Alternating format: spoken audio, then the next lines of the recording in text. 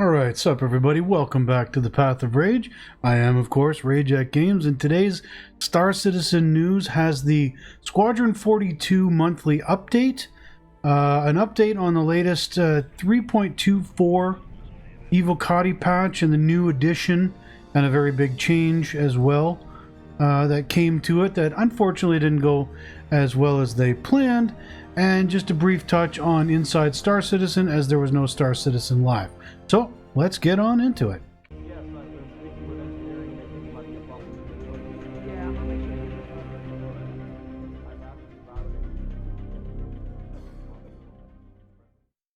Alright, starting off with this past weekend's 324 patch to not bury the lead. The cool thing was they added in cargo hauling missions now on Friday. And we got to play with it for the weekend. Just put in a brand new mission into the Mobiglass app that was actually a hauling mission. The current mission to move a box from one place to the other, or a few boxes, you know, vice versa, that's still there. That's its own separate mission. The cargo hauling mission was you had to move 6 SCU from one location to another. As far as I understand, it was the only mission that was added, and from what I could see at the times I was able to test it, not only myself, but nobody else was actually able to finish it. There was a problem with the elevators, or the hangars as well, mainly the hangars, leaving them or entering them at any part of the mission.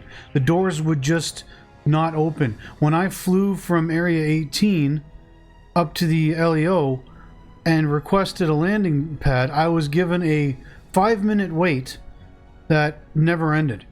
I was never able to complete the mission no matter what I did. I tried abandoning it, taking it again. I was never able to either leave my hangar properly or get into the one I had to go to pick up the cargo in the first place. So it's cool that it was added in, but it wasn't working. And as of the recording of this video, which now that you're watching it would have been yesterday, they had taken that build down, and they're probably going to put up another one, possibly today by the time you're watching this, or later on today. I'm not sure yet. Like the patch notes here say, the hauling missions will be reputation gated. You'll have to do intro and smaller grade missions to progress. There's 3 different quality grades: small grade, supply, bulk grade, all that kind of stuff. So they've thought it out well enough. They just got to get it working. One cool thing that they added here, we can see it in the bottom of the features and gameplay, is a change to the law system, and it means it is no longer illegal to damage, destroy, tow, scrape, or structurally salvage an unowned vehicle. Pardon me. This was a big deal because people would be trying to do salvage missions, or they would find abandoned ships in the verse that had nobody using them, as far as they could tell that they were abandoned. And when you scanned them, it gives a certain, I think it says game stat as to the owner, something like that. If it said that, it was an abandoned ship and should have been able to be salvaged and would cause a crime stat. That no longer is the case anymore, so that'll make salvaging a much more viable future way of making money in the verse, now that that's taken care of. That was just a minor bug, nowhere near on the cargo hauling stuff that we've been dealing with this build, but it's a nice addition and quality of life update. The next piece of news, and this will be a quick one, was this week's episode of Inside Star Citizen. This was all about server meshing, and when I saw that title, I was excited. I thought we were going to learn some new stuff about server meshing, where they were going to talk a little bit more in depth of what's been going on with server meshing and the tests that the Evocati have been doing, maybe giving us more background, or more information, pardon me, on what's going on in the background, the stuff we don't see.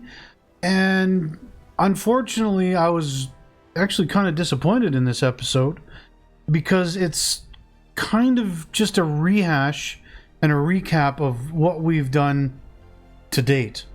what CIG has put out so far. I mean, it's nice to catch up and refresh and realize how long this has been going on and what they've been doing behind the scenes up to this point, but we kind of already know that. The only real new thing in this episode of Inside Star Citizen was that they said that they are going to continue to do more tech preview server meshing specific tests in the lead up to 4.0 later this year. But again, no new actual information on server meshing itself, where they're at, what they're finding, anything like that. By all means, watch it if you want to get a quick refresh, but it is a little bit light on the info. And with that, we come to the Squadron 42 monthly report. And I'll sum these up a little bit like I always do, but as always, I'll have the actual text up on the screen so you can read it for yourself if you want. With the AI features team, their focus was on NPCs and how they interact with usables in the world, such as a janitor with cleaning equipment, that would also be soldiers with ammo and weapons, say, at the range, all that kind of stuff, getting them to work properly. That was their focus for this month. The AI tech team actually looks to have been quite busy in doing quite a few tasks across the board. They fixed NPCs using elevators, or fixed at least several bugs, improved functionality for usables going between the different zones, such as elevators, which we all know are a super problem, improvements to point defense cannons, updates to NPCs that are following leaders so they can follow in formation. Also with use ship orientation, how destructible cover functionality works, and being able to regenerate the cover surface or the location's height, and basic bug fixing for the AI and usable systems. Animation is one of those teams that always seems to be doing a ton of work, and considering how this game is being built, that's not really surprising. They're working on the feel and the look and feel of 0G, improving scenes in various chapters, polishing facial animations, pickup motion capture sessions were done for various scenes in the game, and a few actions were added and are needed for one of the main life areas, and improvements to combat reloads. Animation is forever doing things in this game because there's so many little details that will throw you out if that animation is just off, that you won't even notice if they do it right. This is one that is always and forever got a ton of stuff being worked on. The gameplay story team continued to do their polishing. As they have said, Squadron 42 is in that state, but this also included delivering 4 new scenes. Like, for example, 2 characters walking down a staircase or moving from a hangar to a brig using a cargo elevator, stuff like that. And they updated quite a bit, apparently, of Chapter 12, involving adding in an idle in between major parts of one scene and using new PCAP to overhaul the introduction of another one. The graphics and VFX programming team did a lot of work as well, which you can see here in the notes as well. But the big one for me that stands out is regarding Vulkan, improving the memory usage and the performance of it or whatnot. I am now at a state in the builds where I am using Vulkan by default, and it does seem to work better, at least on my system, for the overall smoothness and performance of the game. It doesn't drastically improve it, don't get me wrong, folks, but so far the Vulkan implementation has been noticeably improving to the point where, yeah, I do believe it's better than the Direct 3D version. If you haven't given it a try yet, and if your computer will handle Vulkan, I suggest you give it a shot when the next live build is put out. There's been substantial improvements. The narrative team has been putting in a ton of work to the Galactopedia entries and taking a closer look at how those entries are triggered during the player experience. Also adjusting the narrative slightly to accommodate the scenes themselves and how they flow, and so on, along with working aside the audio team for more ally and enemy voice packs. Now, tech animation here, they talk about 2 things in particular. The first is I'll go to the second one listed, But the first one I'm going to talk about is the character customizer. So we're going to get some more heads and some further customization options. But the one I really take notice of is work progressing on the put on take off initiative. These are going to be animations for you, like putting on your armor, putting on your flight suit and your helmet, all that kind of stuff, possibly even your ammo and whatnot. Depending on how they handle this, this could be yet another thing that's going to divide opinion, because some people are going to be like, yeah, this is cool, this is immersive, I like this, and other people are going to be, you know, incensed that it might take 2 seconds to put on armor for their session or whatnot. Because, to be fair, Star Citizen is a time-intensive game, and that doesn't seem to be going in the less time required direction, but more, it's going to take more time, and this might add to that. We're going to have to see how it goes, but this one I'm really keeping an eye on, because I don't know how the community is going to handle this one. And finally, the VFX team supported the cinematics team with major scenes doing what they do best, making shit blow up and look cool while it's doing it. I mean, where would this game be without the awesome visual effects and visuals? And that comes to the end of the Squadron 42 monthly report and this fairly short episode. It's been a quiet week.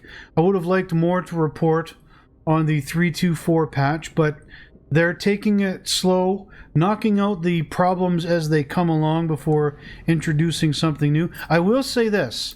If you've watched my previous videos, I did say that I was having problems in prior patches with the loading and the unloading, the freight elevators itself, getting cargo off the freight elevator and onto my ship, and all that kind of stuff, to the point where I couldn't even think about leaving the planet because none of that was working. This time around with this build, all of that worked for me just fine, as a matter of fact. The item bank worked perfectly fine. Never had a problem with it. The freight elevator worked perfectly fine. I was able to auto load and manually load cargo into and off the ship. It was all it went without a hitch. The only one hitch I actually did have is that it still has a tendency, if you put a ground vehicle or a hovercraft or something like that off to the side, if it's not far enough away from the main hangar floor where the ship comes up and you call in the new ship, it will despawn the one that you have on the side. You have to have it very far away. Some things won't fit. That's the only real big problem I was still having. But as for loading cargo and all of that stuff, the way the freight elevator was working, that was good. That felt all right. There was definite improvements in that, to the point where, okay, I can leave the planet so I can try this mission. It's just that the new mission doesn't work. So they are making improvements. The progress is showing. I'm hoping for at least an open PTU build this week. If they can get this cargo hauling mission solved, this problem with the personal hangars and just hangars in general not opening their doors for us while these missions or while the personal hangars are engaged is going on. I think it has a lot to do with the instance hangars, so we're being put in queues, and that's screwing with things. If they can get that figured out, then there's a possibility that this coming weekend we might see a wave 1, maybe open PTU for all backers. I don't know, but I think it's possible. In any case, that's been it for our Star Citizen coverage. As always, if you thought I did a good job, give me a thumbs up. If not, give me a thumbs down. Sound off in the comments below what you thought, what your thoughts are on this current patch cycle. If you're Evocati, chime in and give me your experiences out here too. Let's compare notes. Subscribe if you're new to help me grow the channel. If you haven't already, it really does help, and I appreciate it. And until next time, I've been Rage at Games, and I'll see you in the verse. Bye-bye.